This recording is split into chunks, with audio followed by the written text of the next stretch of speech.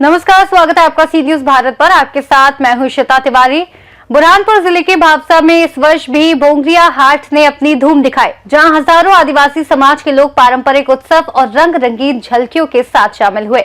ढोल मांदल की थाप पर बुजुर्ग, युवा और बच्चे सभी ने जमकर थिरकते हुए हाट की रौनक बढ़ाई। भोंगरिया हाट में आसपास के करीब 10 गांव के लोग पारंपरिक वेशभूषा और आभूषणों में सज कर पहुंचे। युवाओं की टोली अपने आकर्षक रंग बिरंगे पोशाकों और पारंपरिक गहनों के साथ हाट का आकर्षण बनी रही। बच्चों ने झूलों और खेलों का आनंद लिया, जबकि हाट बाजार में विभिन्न दुकानों पर कंगन, श्रृंगार सामग्री, फल और अन्य खाद्य पदार्थों की खूब खरीदारी हुई। सुरक्षा के लिए टी अखिलेश मिश्रा के नेतृत्व में पुलिस बल और ग्राम रक्षा समिति के सदस्य तैनात थे। पूरे हाट में उत्सव का माहौल बना रहा और देर शाम तक हाट की रौनक कायम रही।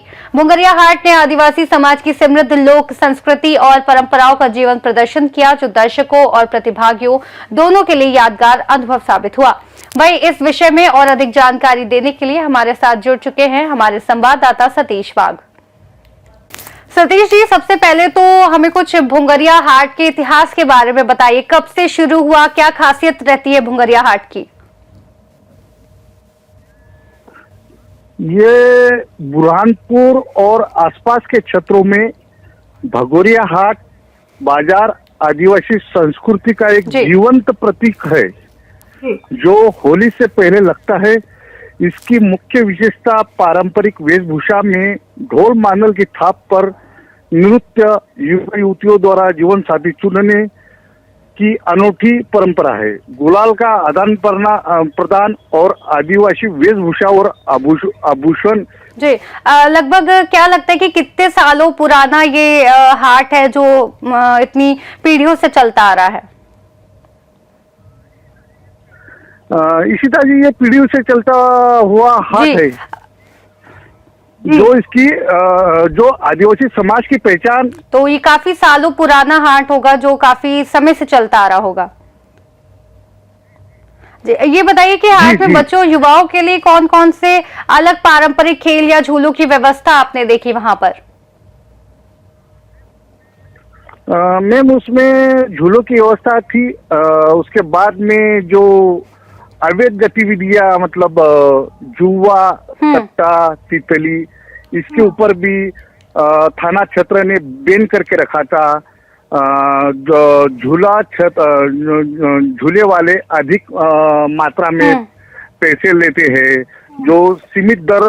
जी, ये बताइए कि आपने बताया कि 10 गांव से ज्यादा के लोग इस मेले में सम्मिलित हुए थे, तो प्रशासन की क्या व्यवस्था रही लोगों को सहायता देने में या सुरक्षा देने में?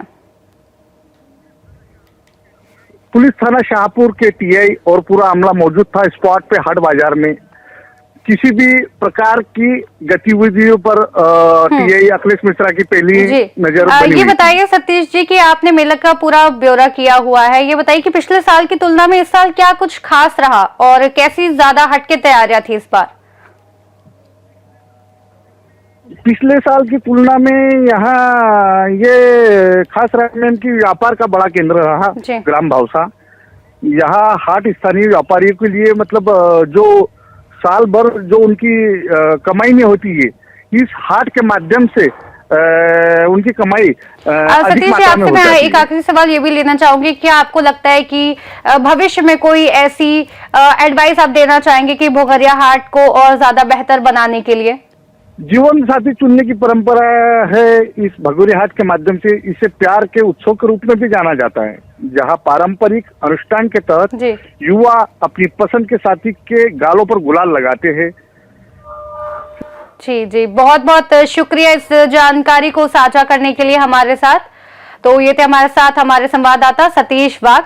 इस प्रकार भावसा का भोंगरिया हाट न केवल उत्सव का केंद्र बना, बल्कि आदिवासी समाज की सांस्कृतिक धरोहर और जीवन परंपराओं को भी सबके सामने प्रस्तुत किया। फिलहाल के लिए हमारी इस खास रिपोर्ट में इतना ही। देश और दुनिया की तमाम बड़ी खबरों को जानने के लिए देखते रहिए सी न्यूज भारत।